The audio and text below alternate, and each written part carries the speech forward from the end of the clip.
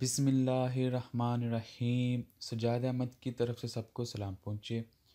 Database lecture number 6 और chapter number 1 है। चलें स्टार्ट करते हैं। क्वेश्चन आ सकता है, what are the difference between file processing system and data approach system.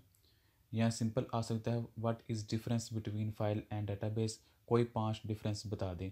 या कोई शॉर्ट क्वेश्चन में भी आ सकता है कि any 2 difference between file processing system and database system. तो यहाँ 11 डिफरेंस दिए गए हैं, आप इनमें से कोई भी 5-6 इजीली याद कर सकते हैं। कंसेप्ट समझ लें, रटा लगाने की ज़रूरत नहीं है। फाइल में क्या है कि ये एक फाइल दूसरी फाइल के ऊपर इंसार करती है और डाटाबेस किसी पे इंसार नहीं करता, वो इंडिपेंडेंट होता है।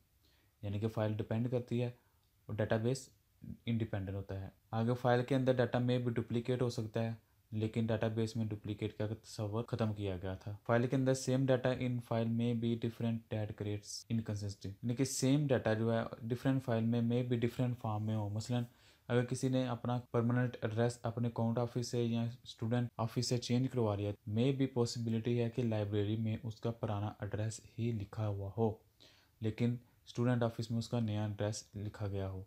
तो इस तरह सेम डाटा, यानी कि स्टूडेंट सेम है लेकिन उसका मुख्तलिफ डाटा भी हो सकता है। Data distribute in many different places can not be share. File processing system के अंदर डाटा मुख्तलिफ फाइल्स में मौजूद होता था, इसलिए उनको शेयर करना आसान नहीं था। लेकिन डाटाबेस में ये सिर्फ जस्ट 1 क्लिक करने से पूरे का पूरा डाटा शेयर हो जाता है। It is difficult to apply data integrated checks on the file, क्योंकि वो फाइल प्रोसेसिंग सिस्टम था, उसमें चेक का कोई तस्वर नहीं था, लेकिन डाटाबेस में आपके ऊपर चेक लगाया जाता है इंटीग्रिटी का। It provide poor security. File processing system के अंदर सिक्योरिटी पुअर थी, लेकिन डाटा एडमिनिस्ट्रेशन के अंदर इसकी सिक्योरिटी टाइट है। फाइल प्रोसेसिंग सिस्टम के अंदर it is difficult to maintain as it provides less controlling facilities. Many facility maintain the program easily. उसके अंदर कंट्रोल कम थे। फाइल प्रोसेस सिस्टम के अंदर डाटाबेस में कंट्रोल ज़्यादा है। फाइल प्रोसेस सिस्टम क्या था, लेस कम्प्लेक्स था, लेकिन डाटाबेस थोड़ा कम्प्लेक्स है क्योंकि इतनी चीज़ों को मैनेज करना है। फाइल प्रोसेस सिस्टम की कॉस्ट कम थी, डाटाबेस की कॉस्ट ज़्यादा है।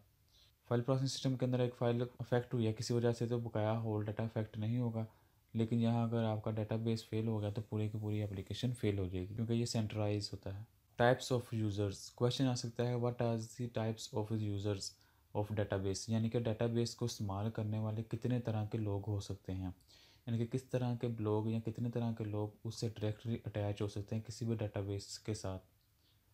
तो जो यहाँ है, यहाँ 3 लिखे गए हैं। पहला है एप्लीकेशन प्रोग्रामर्स। ये वो प्रोग्रामर है जो कि डाटाबेस बनाता है। ये यूज़र नहीं है बल्कि प्रोग्रामर है। Programmer is a professional who right computer program in A high level language.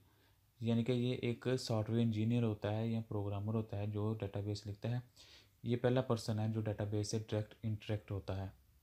उसके बाद जो दूसरा पर्सन होता है वो एंड यूज़र होता है, यानी कि कंटेंट हो सकता है, डाटा ऑपरेटर हो सकता है, डाटा एंटर करने वाला बंदा हो सकता है, जो कि सिर्फ उसको चलाना जानता है। उसके और नहीं पता कि पीछे क्या ड्राम कहानी लिखी हुई है, पीछे कैसे वर्किंग हो रही है, लेकिन उसे सिर्फ काम आना चाहिए। क्वेरी लगाई, अपना डाटा देख लिया, रिपोर्ट बना ली, डिलीट कर दिया, अपडेट कर लिया, ये चीज़ें वो कर सकता है। तीसरा बंदा जो है डाटाबेस एडमिनिस्ट्रेटर, यानी कि ये वो बंदा होता है जो कि फुल्ली कंट्रोल रखता है किसी भी डाटाबेस सिस्टम के ऊपर। वो क्या कर सकता है, इंस्टॉलेशन कर सकता है, मॉनिटरिंग कर सकता है, सोल्यूशन ऑफ एनी प्रॉब्लम वो निकाल सकता है, assigning permission to different user. मुख्तलिफ लोगों को वो परमिशन असाइन कर सकता है कि कौन कौन बंदा इसको एक्सेस कर सकता है। Taking regular backup of data का बैकअप लेना, वो भी ये काम कर सकता है। यानी कि फुल्ली वो एक्सपर्ट बंदा होता है।